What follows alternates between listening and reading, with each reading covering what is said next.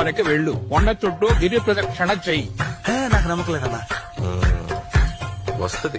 అరుణాచలం సాక్షాత్తు పరమశివుడు కొలువైన అరుణాచలానికి వెళ్ళటం అంత సులభం కాదు.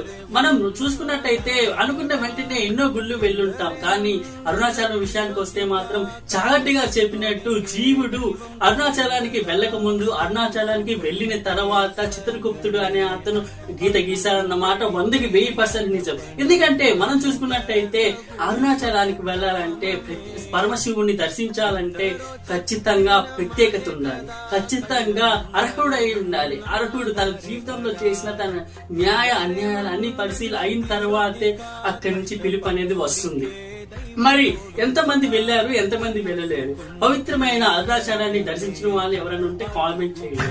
ఎందరో చెప్పిన మాటే కదా, కళ్ళ ముందరే ఉన్న దారే కదా, తొందరే ముందన్న తీరొద్దిక.